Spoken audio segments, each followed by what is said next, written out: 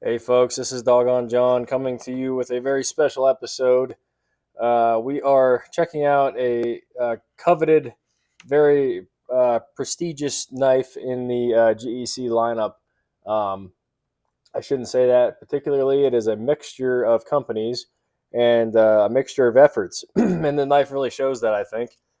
This here is a grail knife of mine, and I mean a true grail from my sense of the word. It is everything I have been wanting in a knife, and I didn't even know that it's what I wanted. But after much influence from a certain Michael Christie, if you're watching, man, I appreciate what you've done because you got me into a pretty sweet knife here, and I'm really, really happy to own one. So let's just take a look at it here. So we got the Rider by Campagna. Charlie Campagna. I'm not exactly sure how you pronounce that respectfully, um, but we'll just call him CC for the rest of the video because I am a illiterate folk, I guess here. I don't know. Anyway, let's get back to this. So the Rider by Charlie. It's my understanding that Charlie has some affiliation with Great Eastern Cutlery, and anyway, he has the brand here, Way North Cutlery, and from what I'm understanding here by researching, he's gone and really kind of gone after the 86 pattern, particularly the harness jack. So let's just kind of check out the artwork here. So we got a really cool, we got a cowpoke sitting on top of the horse on the sunset. Um, and of course, you can see the Way North Cutlery up here. Now, this here was a special factory order by Charlie to Great Eastern Cutlery to make this one. Um, he's not too far from me here. He's in Point Roberts, Washington, so a couple states over. But anywho, let's take a look at the cap. So this is on an 86 frame, Great Eastern Cutlery. It's got one blade, or I'm sorry, it's got a clip point blade, which is a 1. It's got 2 blades, and it was made pretty recently in 2023. And the P stands for punch, is my best understanding of this. And of course, this was handled in some smooth white bones, so very traditional. And if you look at the back here, we have a nice handwritten message on the tube, which I don't have any other knives quite like this, I think. So it's really cool. Charlie wrote out a handwritten note about the knife, his hopes for it, how to take care for it, and just a little bit more, is what he wanted can I speak today? Perhaps not. It's been a long day, folks. I apologize, but I wanted to get this out because I want to use the knife and I'd love to show this off while it's clean.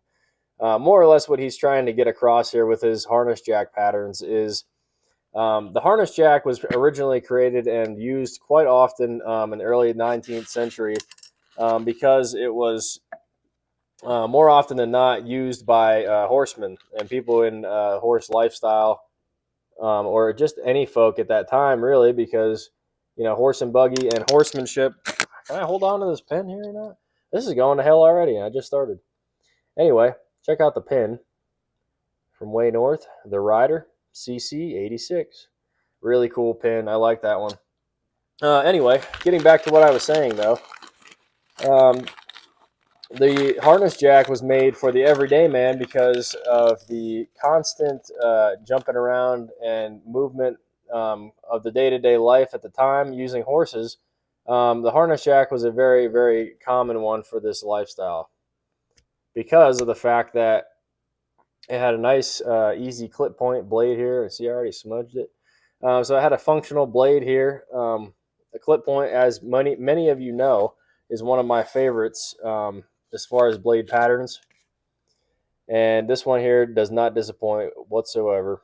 But the addition to this is the leather punch. So typically working with tack and other leather goods and things like that of the time, if you needed to make a hole or a adjustment or something like that, you were able to have this baby in your pocket and make your adjustments as needed. So let's close this up, close the clip point real quick. We'll pop this open. So with this, you have a nice straight, long, all style point here in the leather punch. It's even got kind of a sharp edge to make cuts if needed. And then you have a nice tapered point to it there. So you're able to make a nice even hole in the leather. Now, I'll actually demonstrate this because I happen to be a leather man on the side here. Let's check it out. So we're going to just drill a small hole in here with the old 86. And this is some pretty heavy stuff. And I don't know that the hole or that the awl is actually sharpened on this, but there you go. You get the idea. Makes a nice clean hole. If I were to keep drilling through that, that would make a clean hole in a pinch, right? Kind of like a Swiss Army knife of the time, I suppose. So there you see, you have a beautiful leather punch awl style going on there. And again, the serial 86 12 23. Now this looks like it's pretty much dressed up in the Northfield style trim with the fluted bolsters. The shield is unique, so it's unlike anything from their lineup. They don't have it listed on their website, from what I understand. It's most closely related to a crown or banner pattern. If you look at the GEC website, you'll see what I'm talking about. But anyway, as you can tell, this is really, really well done, smooth white bone. I love this variation of covers on this thing. They make one in black ebony as well, and it looks just as good. However, I really like the smooth white bone.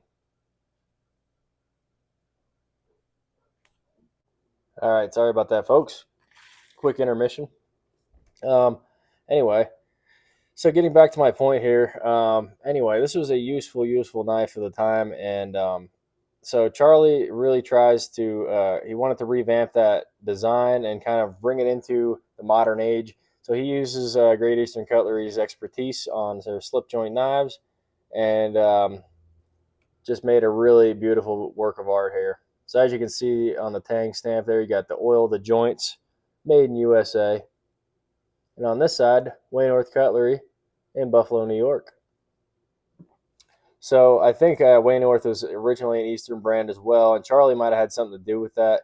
Like I said, I'm not super savvy with all the moving around of the makers and the designers and things. You know, things change over the time, but from what I understood and gathered from this particular one here, the rider apparently has some symbolism. I've seen where people have said that the art is actually Charlie riding off into the sunset and kind of hanging it up. So I'm not 100% that Charlie will do another one ever again, or if he'll just kind of take a break. But anyway, hopefully not, right? Because these are some really beautiful pieces here, and we'd hate to lose that. I think, you know, if you see something like this coming out often, you know it's special. But anyway, I am just more than pleased. I'm just blown away and shocked by this particular knife. I've never owned any other knife that really gave me such a shock value as this one did when I got it. And I'm really happy with the version I got. I think I'd mentioned before the break there that there was a black ebony wood, I believe it is, which is just equally as beautiful. But for some reason, when I was on the hunt for these, this is the version that kept showing up for me. It was the smooth white bone. And I'd actually looked at this particular cover on the Viper, the 47 Viper, and never did pull the trigger. And anyway, it just stuck out for some reason. You know, I'm a sucker for bone. I love wood just as much, but the bone is just something to be rivaled with on this one. I honestly, for me, this is the perfect knife. And I don't ever say that. I don't think I always have a flaw or something I don't like about a knife, but I can't say one bad thing about this one. It's just got the most beautiful clip point ever made. It's got the great long pull, which you know how I care about the long pulls and love those. The cut swedge, the way that it's tapered in, you know, the blade itself gives you leverage on different cutting styles. The bone, the size, I mean, it fits the hand just absolutely perfectly. I cannot say another thing about that. The 86 is flawless in that design. And then for me to be a leather guy and have this attached, I mean, that just icing on the cake right there. What more could you ask for? You know, if you're not a leather person, probably doesn't speak to you nearly as much. You know, however, for me, I'm just so blown away. You know, just shocked I still have this. I've only had it in my possession for like a day. It is a hell of a pull on there, as you can see. I got to actually grab it. I am able to pinch it, but it's pretty tough. I actually have a phrase I want to coin here. I'm going to call it pistachio pinchable. You know when you can get a pistachio in your hands and you just kind of crack it open with your fingers without having to get your nail in there. So that's my little phrase I'm going to coin here.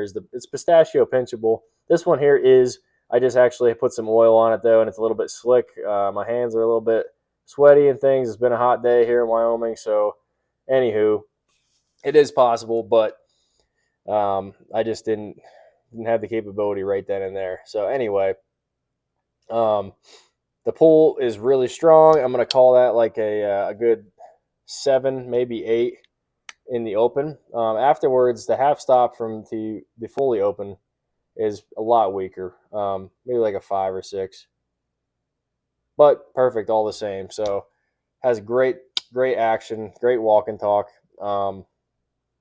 You know, centerness. She's right down that center, beautiful. No fitment issues whatsoever, as typical GECs.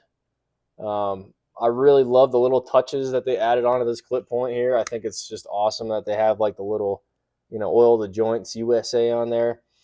And it's just a timeless design, I think. It's cool that Charlie wanted to bring back a classic American design, and just kind of pay on homage or homage, whatever, to traditional American culture, horsemen, people like that.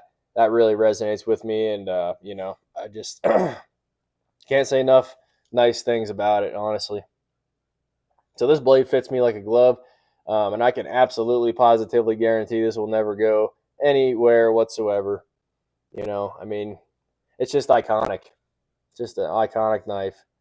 As you can see there, let me grab a rag, but the etch on there is wonderful, and I've seen it hold up to time really, really well.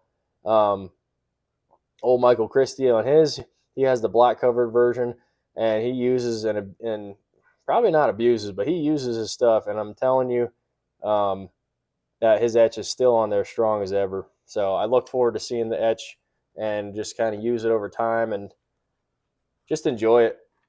It's going to be a great knife, and I'll probably, I could never get rid of this unless I was giving it to maybe a family member or something like that, maybe down the line, or my son or something like that. So anyway, I think I rambled on long enough. I said more or less what I wanted to say about this. If you can get your hands on one, I highly, highly, highly recommend it. Excuse me. And yeah, they are a pretty penny.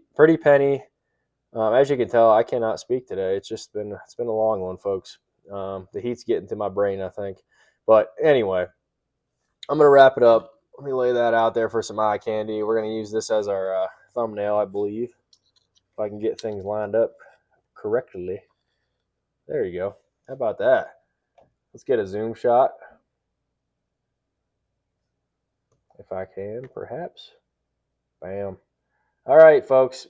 Thank you for hanging out. Thank you for checking out the Rider by Charlie Campagna, or Campagna. I'm not sure exactly how you want to say that, but thank you to Charlie. If you end up watching this one day for some reason, I apologize for butchering your name, and I appreciate all your efforts for this knife. It is one of a kind. It is beautiful. It's everything I've ever wanted in a pocket knife. So anyway, if you like this video, please like it down below. Let me know what you thought about the knife, the video, myself, whatever. Tell me to go to speech therapy, whichever you want. Comment down below.